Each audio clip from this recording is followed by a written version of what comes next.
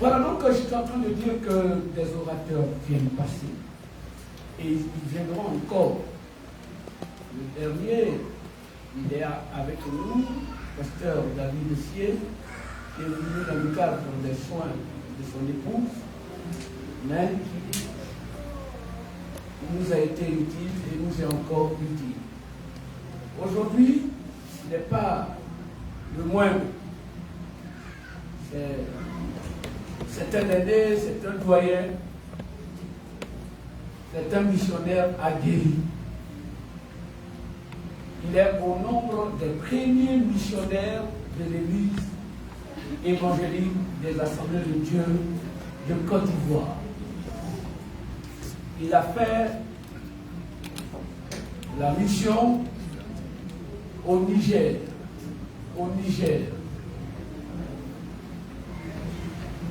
C'est un grand homme de Dieu, un évangéliste en termes de qualification de ministère. Il est président de région. Ceux qui connaissent la Côte d'Ivoire, qui connaissent Abidjan, Abidjan a été réparti en régions. Il y a la région Abidjan Ouest, Abidjan Nord, Abidjan Sud et Abidjan Est. Hein? Ah oui, Abidjan Centre aussi. Abidjan Centre. Voilà. C'est un bon pasteur qui aime l'œuvre de Dieu, qui a à cœur l'évolution de l'œuvre de Dieu. Je me souviens, quand il est venu à Abidjan, c'est un lieu neutre, mais aujourd'hui, Dieu fait une très grande œuvre là où il est venu s'installer. L'assemblée qu'il dirige fait partie des grandes assemblées d'Abidjan. Voilà. Un homme beaucoup disponible entre les mains de Dieu, donc sensible à la voix de Dieu. Nous avons été choqués de la bonne manière quand il est arrivé ici. J'ai vu un message qui le citait énormément. J'ai hésité, parce que quelqu'un venait de... Comment on appelle ça? Ceux qui déforment les... Voilà. Les anarcheurs m'ont fait un message prenant le nom d'un des pasteurs. J'ai hésité et j'ai parlé d'une certaine manière dans mon message. Il a dit: c'est bel et moi, mon cher Firmin. Et donc, il m'a rassuré que c'était lui. Et il est venu à Kazan, après comment on appelle ça, le Nord. Le Nord, il est venu. Et il m'a aussi donné la grâce d'aller jusqu'à son hôtel. Non seulement ça, mais d'échanger avec lui, de parcourir certains lieux de Casablanca. Et en pleine semaine, avec le frère Ba et mon épouse, nous sommes descendus ici. Il a vu le lieu du culte et il m'a dit: dimanche, je serai avec vous. Amen. Accompagné de son épouse, bien sûr. Et donc, ce matin, je voudrais vous présenter. Je ne sais pas si je dois dire. Il est toujours missionnaire. Il est toujours missionnaire. Je voudrais vous présenter le président, le pasteur, le missionnaire et son épouse, le pasteur Conan Eugène de l'église de PPC, président de la région Abidjan-Est.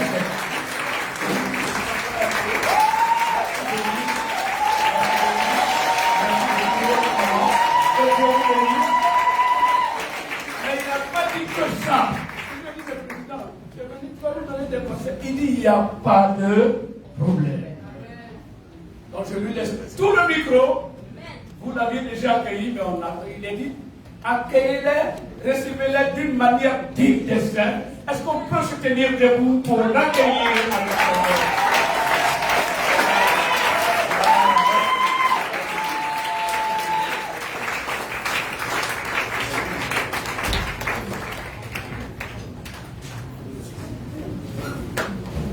Vous pouvez vous asseoir, s'il vous plaît.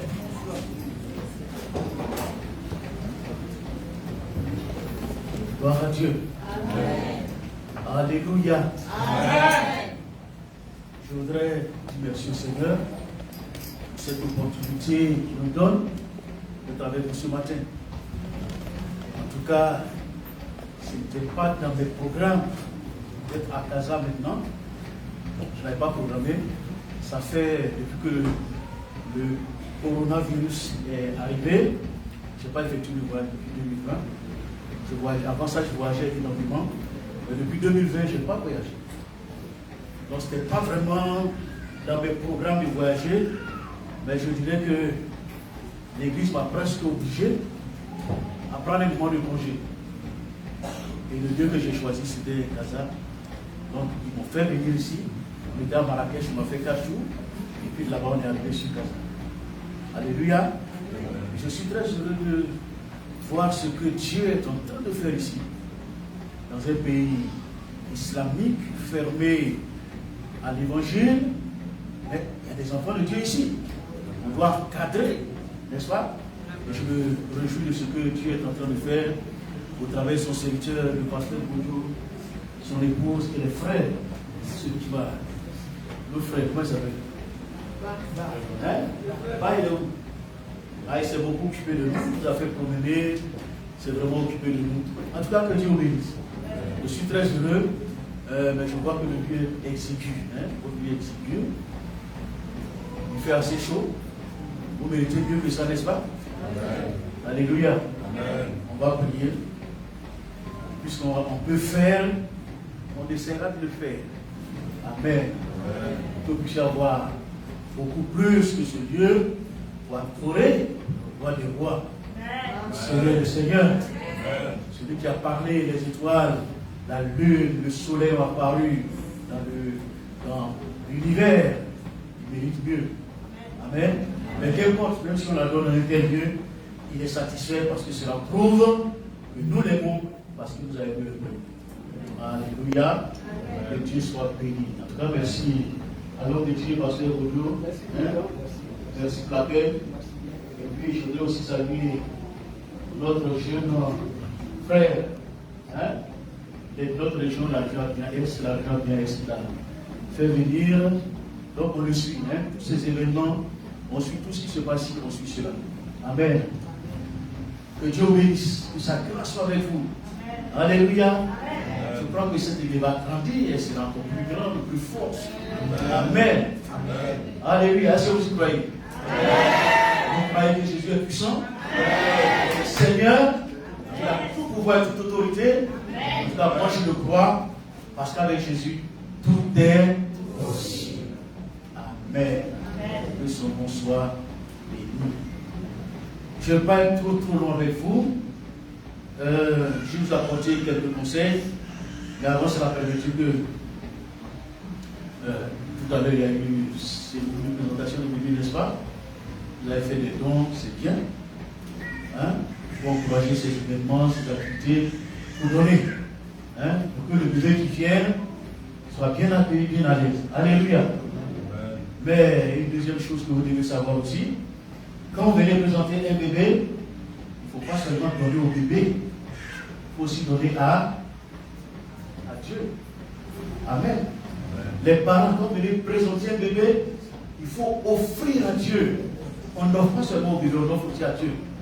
Pourquoi? Parce que c'est Dieu qui a donné l'enfant. N'est-ce pas? Il t'a fait une grâce. En plus, pendant l'accouchement, il y a beaucoup de femmes qui meurent. Donc ta femme aurait pu mourir. Et puis Dieu lui a donné la vie. Donc tu viens rendre grâce. Quand on présente le bébé là, tu déposes quelque chose pour dire Dieu, je te rends grâce. Amen. Une enveloppe, c'est une action de grâce. C'est pas une dîme, c'est pas. Non, non. Rends grâce à Dieu, Seigneur, merci. d'avoir sauvé ma femme. Merci de m'avoir donné ce bébé, que toute la gloire te revienne. Amen. Donc les parents, n'oubliez pas de le faire, hein. C'est une grâce. Et quand vous le faites, confiez l'enfant à Dieu. Vous savez, au village, c'est pas ce que les parents font. Ça va te donner une rivière, une montagne, une eau. Mais ils font quoi? Des sacrifices.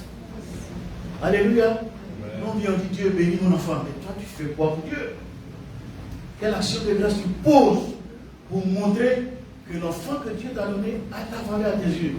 Ça je le dis pour tous, c'est pas pour le couple qui était là, c'est tout ce que j'ai vu. Donc pour tous, à chaque fois que vous venez présenter un bébé, posez un acte. Amen. Et Dieu se souvient toujours des actes. Donc que son nom soit béni. Alléluia. Je voudrais lire 2 passages à vous. 2 simples passages. Et ça va nous aider. Le premier c'est dans Romains.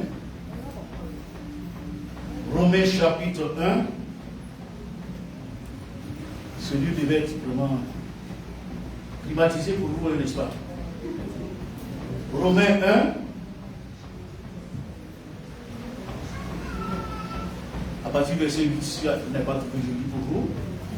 Je rends d'abord grâce à mon Dieu par Jésus-Christ au sujet de vous tous, de que ce que votre foi est renommée dans le monde entier,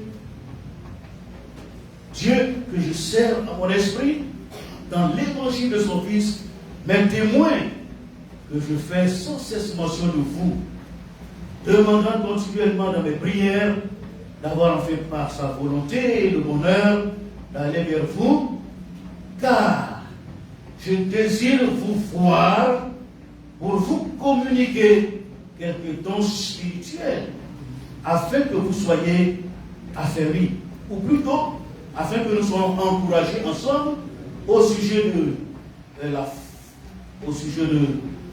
vous par la foi qui nous est commune à vous et à moi. Amen.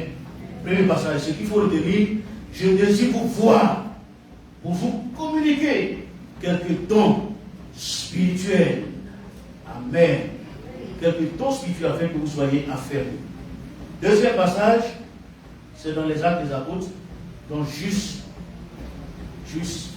avant, le dit d'avant, Actes des Apôtres, chapitre 2, on va lire à partir du verset 15, vous allez mieux comprendre. Acte 15, ces gens ne sont pas ivres, comme vous le supposez, car c'est la 3e heure du jour. Mais c'est ici ce qui a été dit par le prophète Joël. Dans les derniers jours, dit Dieu, je répandrai de mon esprit sur toute chair. Vos fils et vos filles prophétiseront. Vos jeunes gens auront des visions et vos vieux auront des songes. Oui, sur mes serviteurs, sur mes servantes.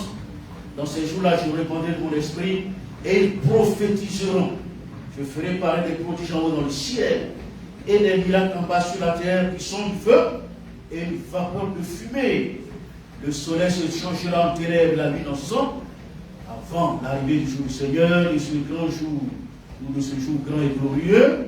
Alors, quiconque invoquera le nom du Seigneur sera sauvé. Amen. Alléluia. Nous allons prier le Seigneur. Je vais demander au pasteur Philomène, il va prier pour nous. Notre Dieu, nous bénissons ton nom. L'Écriture nous dit, ils sont beaux, les pieds de ceux qui annoncent de bonnes nouvelles. Nous te prions que ton onction soit sur ton serviteur et qu'il parle de ta part, Seigneur notre Dieu, et fasse que les cœurs soient disponibles, que la puissance de ton esprit soit à l'œuvre. Au nom de Jésus-Christ. Amen. Alléluia. Les deux passages ont bien compris, n'est-ce pas? Dans le premier passage que nous avons lu, Paul s'adressa à l'église de Rome. Il dit qu'il avait l'intention d'aller à Rome. Pourquoi? Pour les rencontrer et leur communiquer quelques dons spirituels. Je pense qu'au milieu des théologiens, ça ferait un débat. Vous, comme n'êtes pas théologien, on peut s'entendre facilement. Au milieu de la théologie, les gens ont dit, mais est-ce que Paul a la possibilité de communiquer les dons? Est-ce que Paul peut communiquer les dons? C'est Dieu seul qui accorde les dons, hein, n'est-ce pas? C'est le Saint-Esprit qui accorde les dons. Est-ce que Paul peut communiquer? Mais Paul, il va arriver pour leur communiquer quelques dons. Il faut harmoniser les choses. En réalité, Paul ne peut pas communiquer les dons, mais étant le représentant de Jésus, avec l'onction qu'il reçoit de Jésus, il peut communiquer la puissance de Dieu, et au travers de cette puissance, les dons peuvent se manifester. Alléluia. Donc notre désir en tant qu'homme de Dieu, serviteur de Dieu, et moi personnellement, eu égard au ministère que j'ai reçu, quand je me déplace, c'est mon objectif. Communiquer des dons spirituels. Pour que l'Église soit forte. Et je pense qu'après ce moment de prédication, il va y avoir un moment de l'esprit. Alléluia. Il va y avoir un moment de l'esprit. Amen. Amen. Vous ne croyez pas? Amen. Qui croit? Vous êtes tellement silencieux que vous me faites douter de ma propre foi. Alléluia. Amen. Il faut que l'Esprit de Dieu se manifeste, que les dons se manifestent, parce que les dons spirituels doivent être communiqués. C'est cela que dans le deuxième passage, j'ai lu ce qui s'est passé le jour de la Pentecôte. Ce qui s'est passé. L'onction de Dieu, la présence de Dieu, la puissance de Dieu. Quand l'Esprit est descendu et que les gens commençaient à accuser les apôtres, ils sont pleins de venin, ils sont ivres. Ne vous occupez pas d'eux. Il a dit non, ils ne sont pas ivres. Pas ivres. C'est ce qui a été dit par le prophète Joël. Dans les derniers jours, dit Dieu, je répandrai de mon esprit sur toute chair. Vos fils et vos filles prophétiseront. Vos jeunes auront des visions. Alors, je voudrais, comme je l'ai dit, je ne vais pas prendre trop de temps.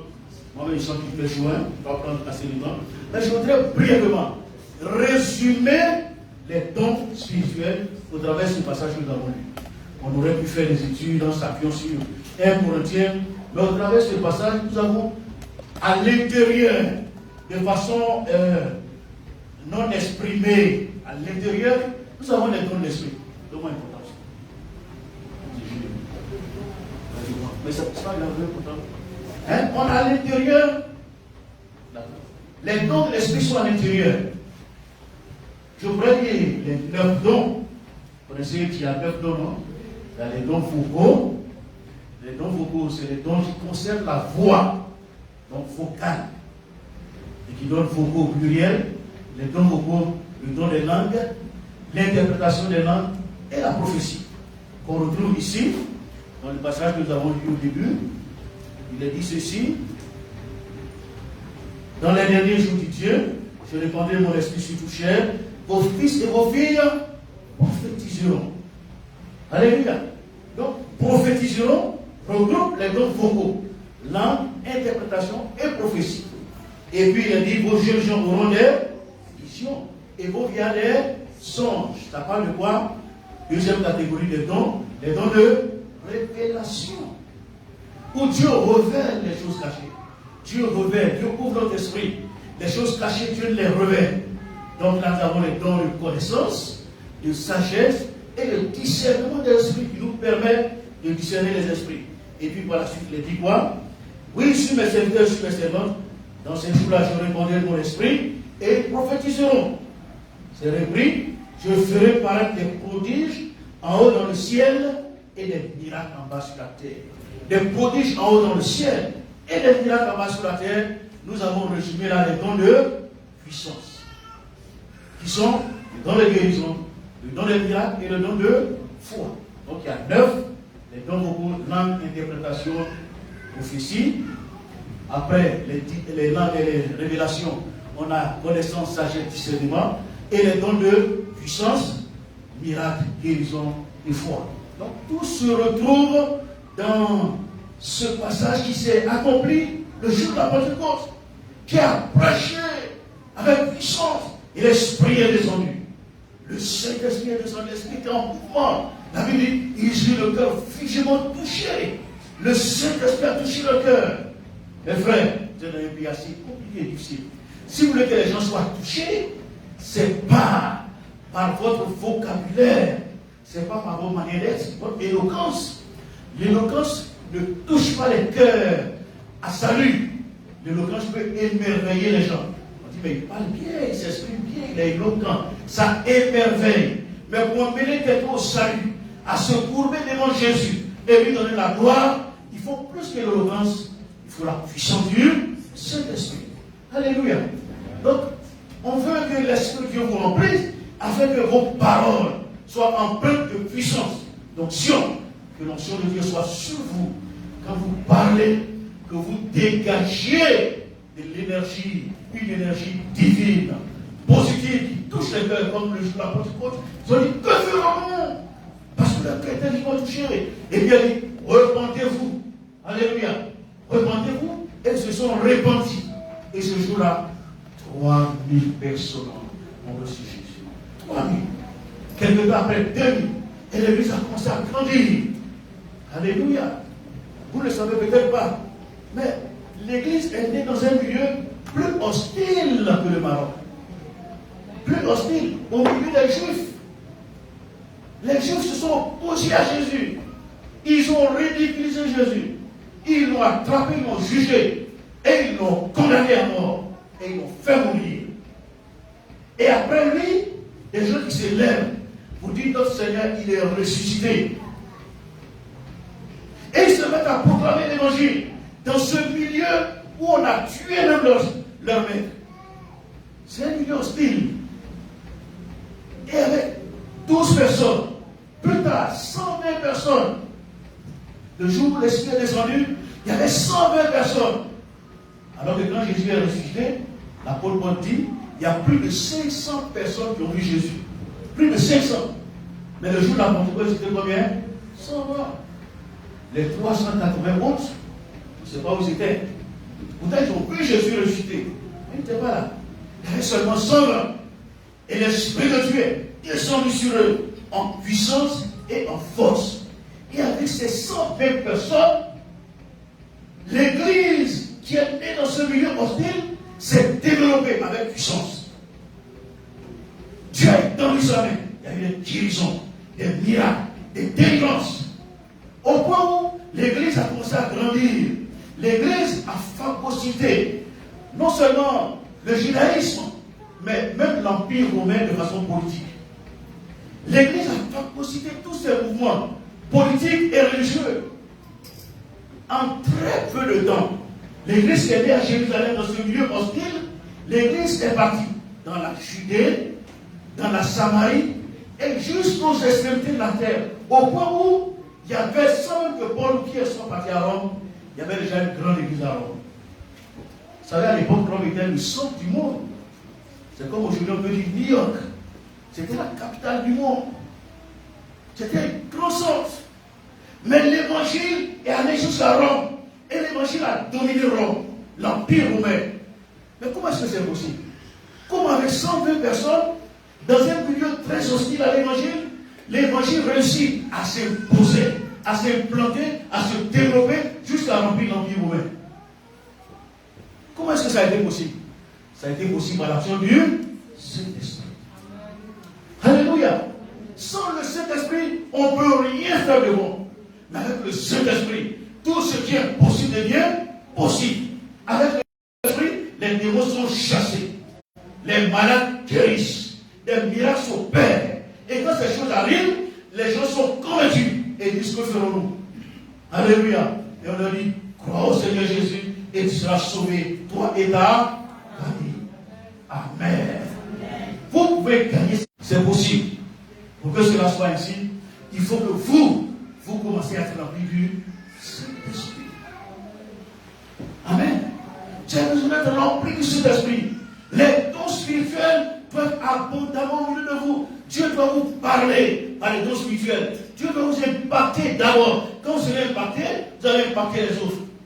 Mais si vous n'êtes pas impacté, comment pourrez-vous impacter les autres? Donc vous avez besoin de cette onction qui brise le joug de la solitude, la maladie, la malédiction, le joug de l'opposition, c'est l'action du Saint-Esprit qui est capable de le faire. Alléluia. C'est quoi? Je suis très heureux de ce passage. Hein? Dans les derniers jours, dit Dieu, je répandrai mon esprit sur toute chair. C'est Dieu qui parle. Il dit, je répandrai de mon esprit sur toute chair. Notez bien l'expression toute chair.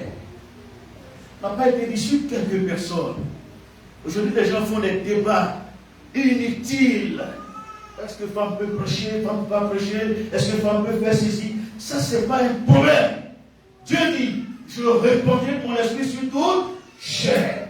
Les hommes et les femmes reçoivent l'Esprit de Dieu, la puissance de l'Esprit de Dieu, au nom de Jésus de Nazareth. Alléluia. Alléluia. Oui, Dieu répand de son esprit sur toute chair. Les femmes, très souvent, nos femmes sont assises. Elles attendent que les garçons leur laissent la place. Vous pensez que les hommes vont laisser la place? Hein? Elles attendent qu'on leur laisse la place. Chez moi, il y a des femmes qui disent, mais dans certaines églises, il y a des femmes qui dirigent, des femmes qui prêchent. Mais nous, on est là, on ne peut pas diriger. J'ai dit, mais démarquez-vous. Si vous démarquez, vous laissez la place.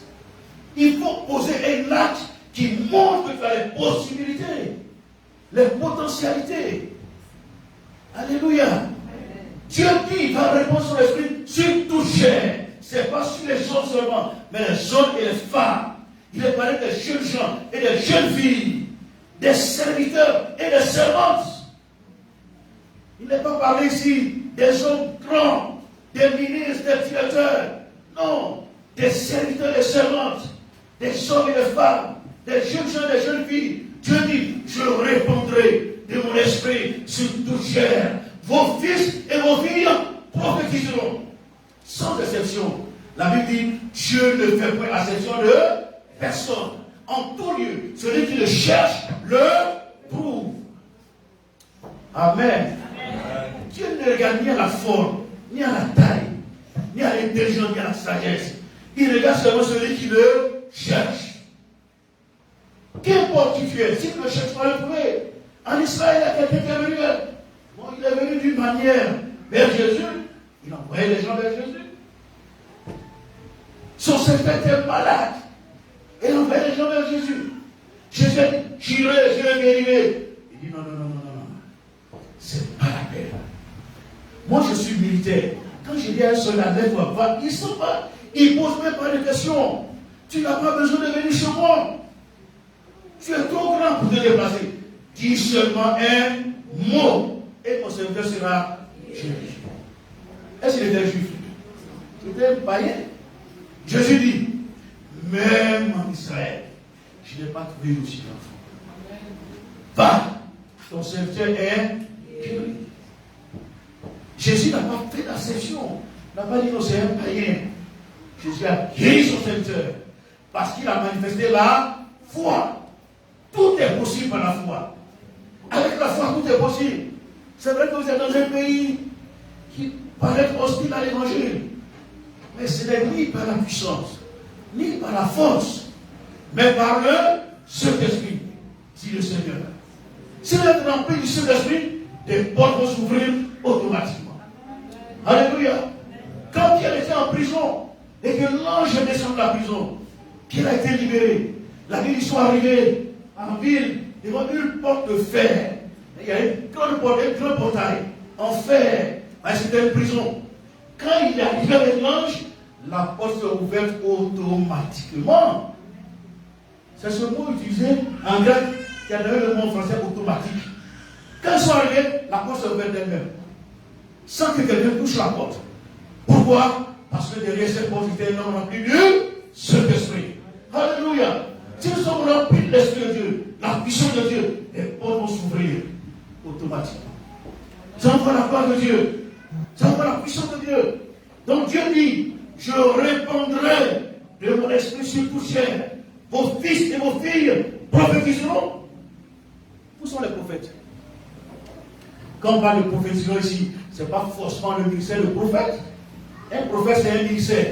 Mais prophétiser, c'est à la portée de tous les enfants de Dieu. Tous les enfants de Dieu doivent être capables de prophétiser, d'apporter des pensées de Dieu, pour que l'église soit édifiée, que l'église soit forte. Quand quelqu'un est abattu, découragé, et qui vient à l'église, et qu'il y a un don spirituel, la personne est relevée. Ma fille, je t'aime. Ne baisse pas les bras, je suis avec toi. Avance, je suis avec toi. Quand tu entends ça, tu es édifié, n'est-ce pas? Alléluia. Donc il faut que les dons spirituels soient au milieu du peuple de Dieu. Que les enfants de Dieu soient remplis de la connaissance de Dieu. Amen. Que les dons spirituels soient au milieu de vous. Les dons de l'esprit.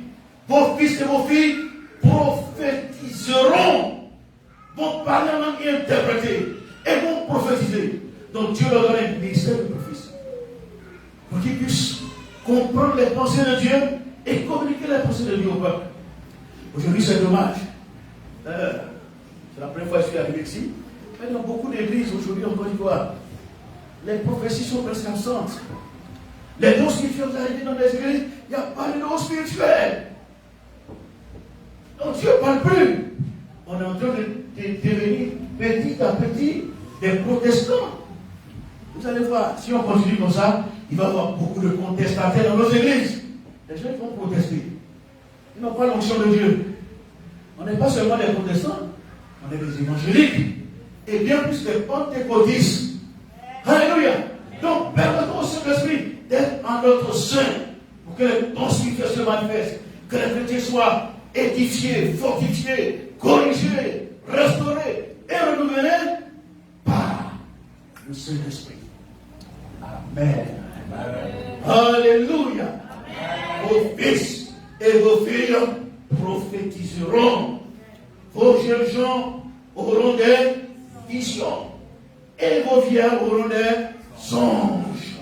Dieu promet de le révéler. N'a-t-il pas dit dans Jérémie, invoque-moi. Je ferai quoi? Je te répondrai. Il dit, j'annoncerai de grandes choses, des choses cachées que tu ne connais pas. Aujourd'hui, dans nos églises, on est devenu aveugle, sourd et muet. On ne parle pas, mais on ne reçoit pas les révélations. Et beaucoup de désordre se passe au milieu de nous. Des gens qui viennent nous trahir, déranger l'église. Il y a des loups, mais on n'arrive pas à savoir qu'il y a un loup. Ça, c'est l'action du Saint-Esprit. Vos jeunes gens ont des visions, vos vieillards des songes.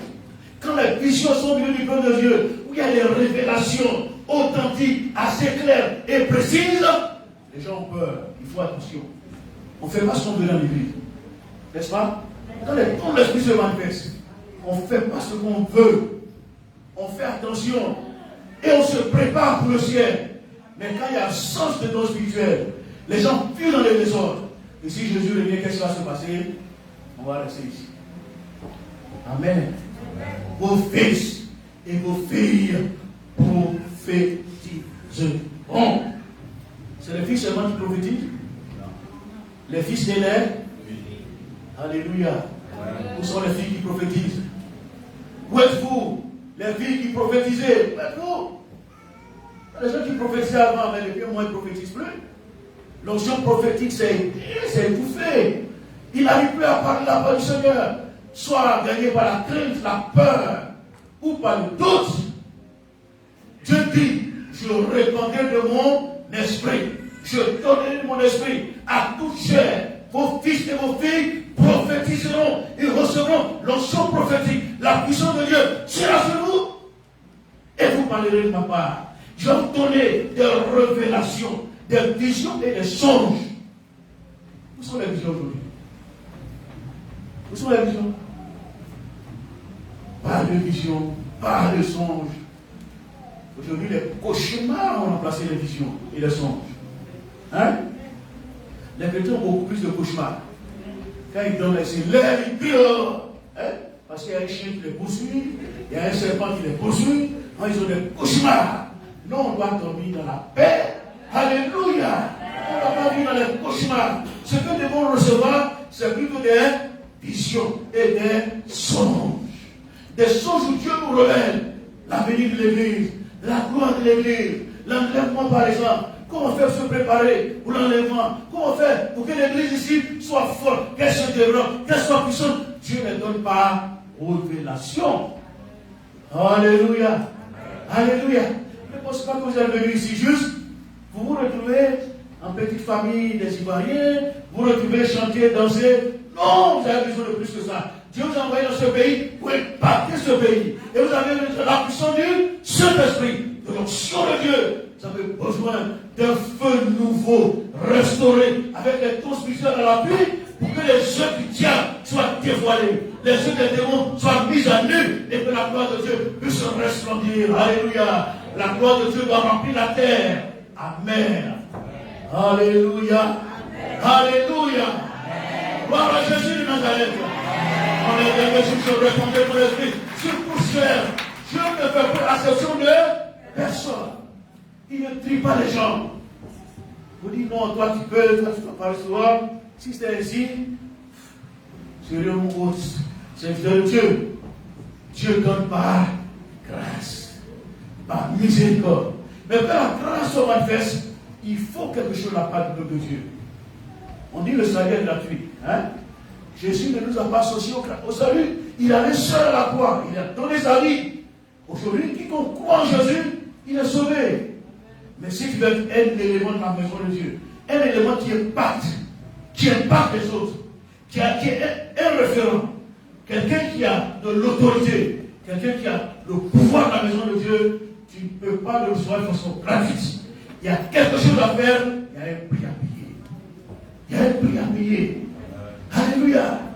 Il y a quelque chose à faire. L'apôtre Paul, parlant avec l'église, il dit nuit de jour, nous le prions avec une extrême ardeur. Nous prions Dieu avec une extrême ardeur. C'est quand on dit ardent, ardent c'est déjà difficile. On le prie avec ardeur. C'est déjà difficile. On prie avec force. Mais quand Dieu, quand Paul dit, nous le prions avec une extrême, c'est déjà ardent. Et puis il ajoute encore extrême. C'est lui qui connaît seulement le prière. Il priait avec ardeur, avec extrême. Il insistait. Et quand c'était insuffisant, il insistait davantage.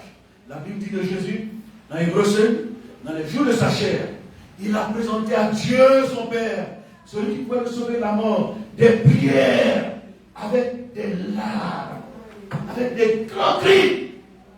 Jésus a prié avec des larmes et des grands cris. C'est cela que quand Jésus priait, la Bible a reçu les montagnes. Très tôt le matin, vers les 3h, 4h, il sortait, il allait dans le désert et il priait. Il priait avec force de tout son cœur. Il priait avec énergie. Il pleurait et il criait à Dieu. Et quand il se relevait, il était rempli du Saint-Esprit. Alléluia. Et quand il sort, des miracles s'opèrent, des délivrances, des guérisons, il était rempli du Saint-Esprit. On ne peut pas faire autrement. On ne peut pas recevoir la puissance sans payer le prix. Avant que Jésus arrive là, la Bible dit qu'il allait dans le désert, poussé par le Saint-Esprit. Il a fait quoi? Il a jeûné pendant 40 jours. Et quand il revenait de là, il était rempli il était revêtu. Quand il partait, il était rempli. Mais quand il revenait là, il était revêtu. Alléluia. Et les signes et les miracles ont commencé, peuple de Dieu. On ne peut pas recevoir de façon gratuite les grâces. Il faut payer un prix de consécration, d'engagement. Si tu prophétisais et que maintenant tu ne prophétises plus, pose-toi des questions. Qu'est-ce qui s'est passé? Est-ce que tu n'as pas faibli dans ton engagement avec Dieu? Est-ce que tu n'as pas faibli dans ta consécration? Est-ce que tu n'as pas faibli? Est-ce que quelque chose ne s'est pas passé? Est-ce que tu es toujours ardent, engagé avec Dieu? Est-ce que tu l'es? Est-ce que tu as toujours cette soif de Dieu? Cette soif, ton premier amour. Est-ce que tu l'as? Jésus dira à l'église, ce que j'ai contre toi, c'est que tu as abandonné ton premier amour. Est-ce que tu as ce même amour, cette même flamme dans la prière, dans l'engagement, dans la recherche de Dieu, dans la crainte de Dieu? Je répandrai mon esprit sur tout chair. Vos fils et vos filles prophétiseront les dons de révélation, parole de connaissance. Dans ce qu'on appelle la parole de connaissance, Dieu nous informe. Dieu nous informe. Vous priez pour quelqu'un et puis Dieu vous montre sa Ça peut être en songe, ça peut être en vision. Ou bien de façon intuitive, Dieu parle dans votre cœur. Vous êtes là en train de prier et que vous sentez la voix de Dieu à l'intérieur de vous. Dieu vous parle. Il parle par vision, par songe, par intuition. Il nous parle. Il nous explique les problèmes de l'église, des frères. C'est cela, ceux qui intercèdent au bout sont des amis de Dieu. Amen. Si tu es intercesseur, tu deviens ami de Dieu. Comme Abraham. Abraham était un ami de Dieu. Quand Dieu voulait aller détruire Sodome, il est descendu, il passait. Et puis il dit, cacherai-je à Abraham ce que je vais faire? Est-ce que je peux cacher ça à Abraham? Non. Pourquoi? Parce qu'Abraham est mon ami. Si je vais détruire Sodome sans avertir, il va me dire, mais tu m'as rien dit. Alors que nous sommes amis, est-ce que je vais lui cacher cela? Et Dieu informe Abraham. Et Abraham se met à plaider, jusqu'à ce que l'autre soit sauvé de cet enfer. Alléluia. Est-ce qu'il y a des intercesseurs ici? Des intercesseurs ou des gens qui vont se lever pour intercéder, pour crier pour le peuple de Dieu, pour crier pour cette ville de Gaza et pour le Maroc, pour que les hommes et les femmes dans les ténèbres puissent venir à l'admirable lumière de Jésus de Nazareth. Est-ce qu'il y a des hommes et des femmes qui vont se lever et crier au Seigneur? Où sont les intercesseurs? Si tu es intercesseur, forcément, tu seras ami de Dieu. Alléluia. Dieu va se révéler à toi. Il va te révéler les choses cachées. Les choses que tu ne comprends pas. Dieu va te les révéler par les songes et les visions. Parole de connaissance. Dieu nous informe. Et de la parole de sagesse, Dieu nous dit ce qu'on doit faire. Alléluia. Il t'informe qu'on va faire quelque chose. Et de la parole de sagesse, ce que tu dois faire pour que la chose arrive ou n'arrive pas. Si Dieu te dit, dans l'église, il y a un frère qui va mourir. Parole de connaissance, Dieu t'a informé. Maintenant, si tu pries, Dieu va te dire, dis à cette personne-là de ne pas faire telle chose, mais de faire ceci ou cela. Ça, c'est la parole de sagesse. Les deux travaillent ensemble. Dans la connaissance, Dieu informe, et dans la sagesse, Dieu donne le plan pour que la chose qui est mauvaise n'arrive pas. Maintenant, si Dieu va bénir quelqu'un dans l'église, tu pries, Dieu te donne la sagesse. Dis-lui de faire telle chose, de poser tel acte, et la bénédiction va arriver.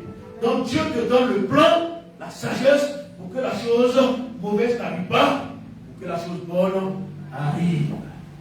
Écoute-moi, c'est pas bon pour l'église. C'est pas bon pour l'église, ça. D'avoir de tels dons. L'église est complexe. Elle ne dépend pas de l'extérieur. Quand on a un problème, on se met devant Dieu, et les dons spirituels se manifestent, et Dieu nous parle. Et notre foi se développe. Alléluia. Et nous faisons des espoirs, des prodiges, des choses extraordinaires.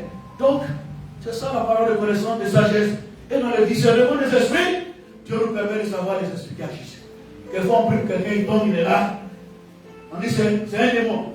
On le soulève, on va à la défense. Quelquefois, ce n'est pas un démon, il est rempli du Saint-Esprit. Alléluia. Quelquefois, on dit, oh, il est rempli de l'Esprit de Dieu. Alors que c'est un démon qui est en train de déranger. Là, il y a des choses qui se passent. Des esprits agissent. Quelquefois, ils nous cachent des choses. Mais par le discernement, on peut les voir. Une fois, il y a une jeune fille qui est venue me voir. Elle était dans une église. Et puis, on a lancé l'appel, les gens venaient devant.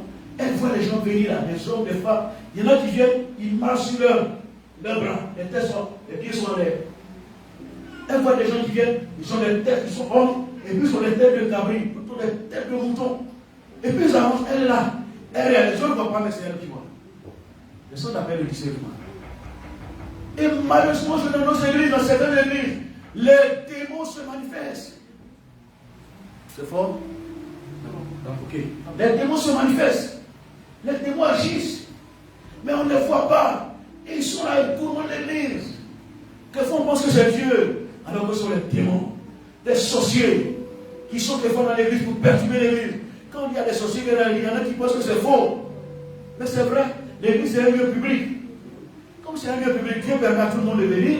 Le sorcier vient, s'il croit, il va le sauver. Mais avant qu'il croit, il est là, il fait ce qu'il veut.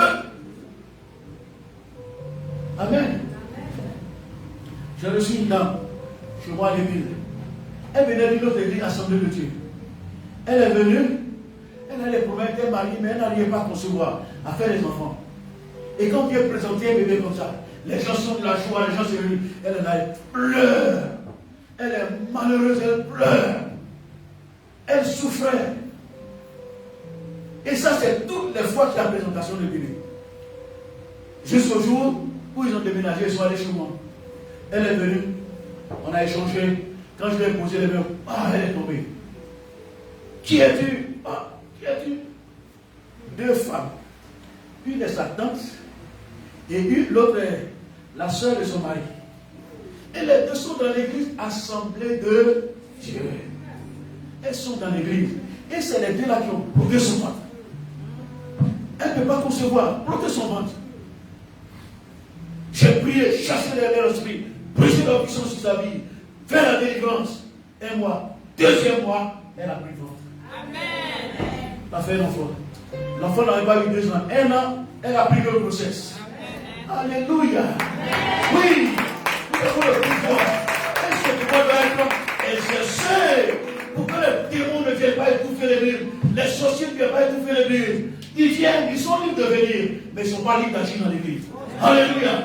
Ils ne sont pas libres d'agir. Ils doivent accepter Jésus, mais ils ne doivent pas être là pour nous contraindre, pour nous empêcher de faire ce qui est bon. Les sorciers sont sous nos pieds. Les démons sont sous nos pieds. Alléluia. Quand j'ai quitté le Niger, je suis arrivé à Bombarou. J'ai trouvé une jeune fille. Elle pratiquait la sorcellerie. Sorcière patentée. Hein? Le pasteur qui j'ai remplacé a essayé de l'aider. Il a pris pour l'emmener à la maison. Elle se transforme en guêpe. Elle pique les enfants du pasteur. Il était obligé de la laisser partir. Je suis arrivé, on m'a parlé d'elle. Un jour, je la reçois au bureau. Je pose des questions, elle me balance, elle coule. Je lui dis attention, si tu fais, tu meurs. Or, dans sa confrérie, quand tu es là, tu dois tuer 50 personnes. Et elle a tué les 50. Donc quand tu fais les 50, c'est ton tour maintenant qui arrive. Donc elle allait mourir. Elle était effrayée. Elle était obligée de confesser. Elle a livré papa, maman, grand frère, tous ses parents. Elle était obligée de confesser. Et on a prié, briser la puissance des ténèbres des démons. Aujourd'hui, elle est vivante. On dirait peut-être c'est mauvais, mais c'est Dieu qui lui a donné la vie. Alléluia.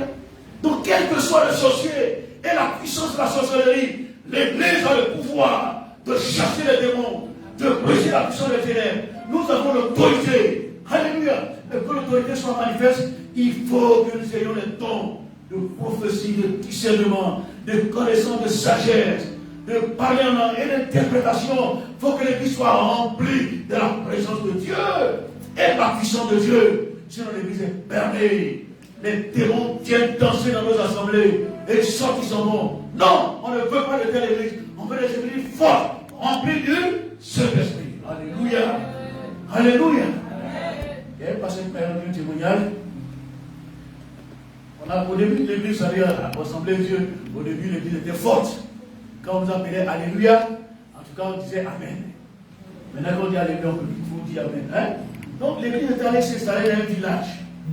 Un village. Quand ils ont ouvert l'église au début, le chef des sorciers, il a dit aux sorciers, ils ont fait leur réunion, il dit, bon, je vais tester l'église là, j'arrive. Il allait tester l'église. Quand il est entré dans l'église, quelques chrétiens, il est assis derrière sur le banc de derrière. Et puis il est là, il joue là, un bébé spirituel là, il lance comme ça. Et puis il attrape, il lance, il attrape, il joue. Tout ça c'est pour dormir l'église. Donc quand il a lancé, le pasteur, le jeune pasteur qui était là, il dit, on va présenter la réunion au Seigneur. Il a dit à un frère, le frère s'est levé, il était fier, mais personne ne croyait, c'était dans l'esprit. Quand le frère a fini, ils ont dit Amen. Il a lancé le bébé, il est resté en terre. Le bébé est resté suspendu. Il a fait toutes les grimaces. Tout ce qui pouvait l'ensorceler pour qu'il descende, ce n'est pas descendu. Le pasteur, il a prêché. Après, ils ont prié, ils ont fini. Ils se sont salués. Ils dit, on va terminer. Frère, termine par la prière. C'est levé. Il a prié, quand il dit au nom de Jésus, Amen. L'enfant est descendu. Il a attrapé le bébé. Et puis il est sorti. Il allait rassembler tout son groupe. Il dit, vous voyez l'église là. Là-bas, vous pouvez partir. Là. Mais ici, là. N'allez pas là-bas. C'est trop dangereux. Alléluia. On a besoin de telle église où les sorciers rendent témoignage que c'est dangereux. Parce que la présence de Jésus est là. L'onction de Jésus est là. la gloire de Jésus est là. Alléluia. Moi, je connais ce Jésus. Il y a longtemps, je le sais. Et j'ai voyagé un peu partout dans le monde. Hein? C'est la première fois que j'arrive ici comme ça, mais j'ai voyagé un peu partout dans le monde. Dans l'Afrique, dans l'Europe, les États-Unis, le Canada, un peu partout. Je n'ai jamais vu un démon qui dit, moi, Jésus, il m'intéresse pas, Jésus ne peut rien pour moi. Ça n'existe pas. Tout genou fléchira. Et tout le monde confessera que Jésus est Seigneur, à la gloire de Dieu le Père. Alléluia. Tous les démons lui sont soumis.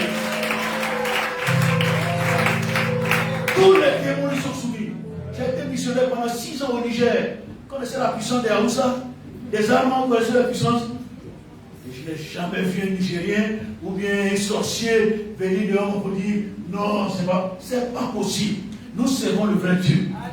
Nous avons le vrai Dieu. Nous servons Jésus. Jésus, ce n'est pas un petit Dieu. Ce n'est pas un demi-dieu. Au commencement était la parole. La parole était Dieu. Elle était Dieu. Et elle a été faite chair. Jésus est Dieu manifesté en chair. Il a tous les pouvoirs. Il n'est pas un petit Dieu. Servons-le de tout notre cœur. Alléluia. Alléluia. Et enfin, pour terminer, nous avons besoin des dons de puissance. Le don de guérison, miracle, foi. Où sont passés ces dons? La dernière fois, là, ça fait un mois, je commence à réfléchir dessus et je suis en train de prier pour ça. C'est pas possible. Aujourd'hui, il y a tellement de maladies qui défient l'église. Cancer, on va prier jusqu'à la personne meurt. On prie que la personne meurt. Cancer des dents, ulcère, hypertension, maladie cardiaque, insuffisance rénale, toutes ces maladies défient. Diabète. On prie jusqu'à les gens meurent. Jésus n'a-t-il pas dit, voici les miracles qui accompagneront ceux qui vont cru. En mon nom, ils chasseront les démons. Ils imposeront les noms malades et ils seront guéris. Est-ce qu'il y a une différence dans les maladies? Est-ce qu'il y a des maladies que Jésus ne peut guérir? Non. Mais pourquoi l'église est devenue si puissante? Ça me fait de la peine. Pourquoi l'église est devenue si puissante? Il faut se réveiller. Alléluia. Il faut se réveiller. Il faut prendre conscience. Je parle comme ça. Pour que parmi vous, s'il y a au moins un homme, une femme qui veut prendre conscience, que cette personne prenne conscience. Pour que nous prions ensemble au Seigneur, jusqu'à ce que la puissance de Dieu soit libérée. Alléluia. Et que nous puissions revoir les choses que nous voyons dans le passé. Des choses miraculeuses. Dieu n'a pas changé. Moi, j'ai vu des miracles extraordinaires. Des guérisons extraordinaires. J'ai vu des choses. Des morts revenir à la vie, des malades difficiles, compliqués, guérir. Un jour, je suis à Bonganou, et puis, il y a un jeune qui m'a appelé. Au téléphone, je ne le connaissais même pas. Je ne sais pas comment il a eu mon numéro. Il dit, pasteur, on était en train d'échanger avec des jeunes entre nous, et il y a une fille qui est tombée. Elle est en train de mourir, on fait tout, elle ne se réveille pas. Elle ne se réveille pas. On fait tout. Et je suis à Bonganou, et ils sont avec moi. Qu'est-ce que moi je peux faire? Parce qu'il faut prier pour elle. Je dis, ok. Mets le bureau sur son oreille. Au nom de Jésus de Nazareth, je vous ordonne de libérer cette jeune fille. Il dit, ah, parce qu'elle est revenue à la vie. Amen. Quand j'étais en train de poser là, il y a quelqu'un qui est venu, il a pris un bâton, il a frappé sur la nuque de la fille. Et puis elle est tombée. Ça, c'est un esprit. Quand elle est tombée, il y a un groupe de personnes. Ils sont venus la prendre et puis l'emmener avec elle. Quand on dit au nom de Jésus, elle a entendu ça dans le monde spirituel. Elle a entendu le nom de Jésus. Et les gens ont commencé à fuir. Ils ont fui. Et puis on laissé seul. Et puis elle est revenue à la vie. Alléluia. C'est ce Jésus-là que nous servons. Dans le monde physique, il est Seigneur. Dans le monde spirituel, il est Seigneur. Dans le monde en haut, il est Seigneur. Sur la terre, il est Seigneur. En bas, il est Seigneur. Alléluia. Il ne change pas. Le Dieu qui fait les miracles, le Dieu qui fait les prodiges, le Dieu qui guérit toutes sortes de maladies. Il n'a pas changé. Je termine ce témoignage. À Bonganou, j'avais une femme qui est venue me voir. Elle dit, pasteur, j'ai quelque chose à la gorge là. C'est bloqué ma gorge. Je priais pour elle. J'ai prié tous les efforts. Elle n'est pas guérie. Elle est revenue à une autre réunion. J'ai appelé les responsables. On a prié. Pas de guérison. Après, la fille a disparu. Un autre jour, une autre jeune fille qui vient. On prie. Quelque chose de la gorge. On a prié, rien. J'ai dit, mais c'est sérieux, c'est voilà. Et un jour, j'étais au bureau. Il y a une jeune femme qui arrive. Elle dit, elle est malade. J'ai dit, on prie. Quand on a prié, elle est tombée. Et puis les démons commençaient à arriver. On a mis la chair humaine dans sa gorge. Tu ne peux rien, tu ne peux pas utiliser ça. J'ai déjà prié pour 2 gars comme ça, rien.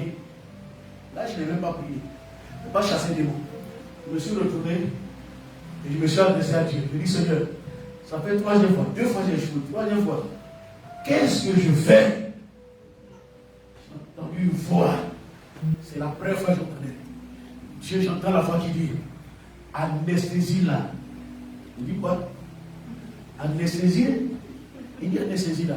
Il dit, tu vois, c'est moi qui anesthésie Adam. Dans le jardin d'Éden. Il a dormi, puis je lui ai enlevé une côte, j'ai fabriqué la femme. Il dit, tu vois, j'ai anesthésié Marie. Et l'enfant Jésus est venu dans son sein.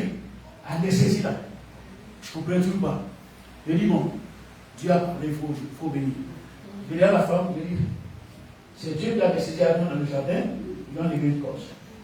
Il a anesthésié Marie, et puis l'enfant Jésus est entré dans son sein.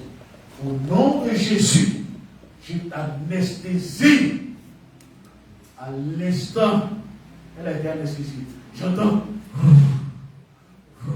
Elle est en train de dormir.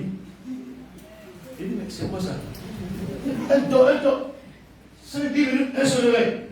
Elle dit, je suis guéri. Je suis guéri. Alléluia. J'ai dit, ah bon? Mais c'est si facile.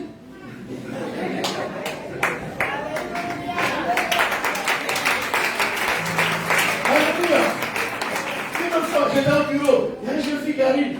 Elle avait mal au ventre. Elle, toute torturée, quand elle est arrivée, pour elle s'est jetée. Je dis, on reste tranquille. Dieu, j'ai anesthésié Adam. J'ai anesthésié Marie. Au nom de Jésus, j'ai anesthésié. J'entends. J'ai appelé ma famille, dit que pas quelque chose. Elle commence à ronfler. 5 minutes, elle dit, je suis guéri. Alléluia. C'est ça que je suis à cette église. Quand je proclame, les gens tombent et se mettent à dormir. Dorment. Quand je réveille, ils sont guéris. Alléluia. Tout ce qui est impossible aux hommes est possible à Jésus. Ne doutez pas. Ne craignez pas. Croyez en lui. Placez votre foi en Jésus. Avec lui, tout est possible. Il faut croire et prier pour que les